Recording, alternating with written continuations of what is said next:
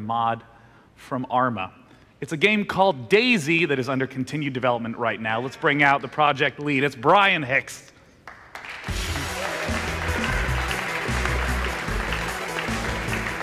Brian, welcome to the stage. I feel a little underdressed. You look fantastic. Do I look fantastic? You do. That was such a vain question. Although I will say I'm very proud of this tie. I tied it myself.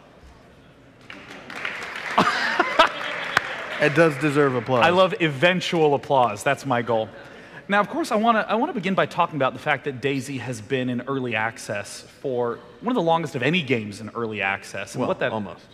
Very nearly. No, that's a good point. We're just past our 1.5-year mark now, and I don't think the team or the consumers really knew what to expect when we entered early access as early as we did. Not to turn a phrase there, it was 3 months into our principal development. We have 2.5-year, 3-year projected development.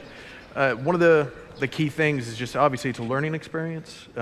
Trying to get a build out on a somewhat reasonable frequency of every month is our usual goal, and to have it be feature complete and functional enough for a large user base to have a good time in it. I mean, because it's a competitive and heart-beating game.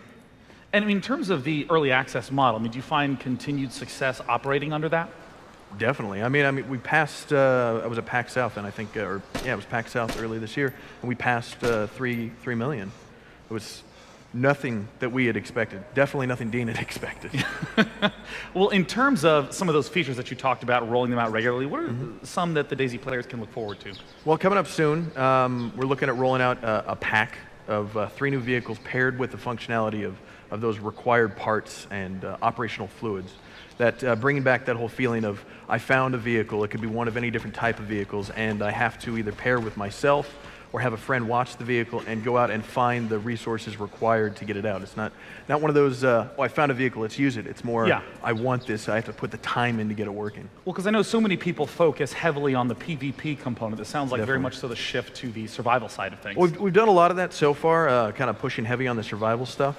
And actually on the survival point, coming up a little bit later this year, hopefully, is our target for our feature complete / beta. And there's kind of a 3-prong approach for that I was interested in talking about tonight. Great. The first one is we're going to introduce a single-player DayZ option. So if your internet fails, you can still play the game. Tied with that. I mean, I know that's one of the reasons that a lot of people originally got into DayZ was that fantasy of being the sole survivor of a zombie apocalypse. Yes, and so you'll have that option if you just can't stand people. You can play by yourself. Yeah, this is me right here. That's me. That's every time I play. But past that, I mean, the single-player DayZ will also allow modders, which is a big thing, obviously, for PC gaming, to test their content locally before they start to push it to the Steam Workshop. And past single-player modding, we have obviously we're going to fully embrace Steam Workshop. If you played Arma 2 DayZ, it was a pain to install. You had these little things you had to do and switches and packages to download.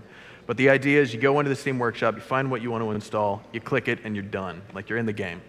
And past that, I guess the big thing that everybody wanted to know when it came to modding is we are going to be releasing publicly the tool. It's a separate piece of software that will allow people to host their own DayZ servers on whatever hardware they want, LAN party, their own data center. We're just going to open it wide up once we hit beta.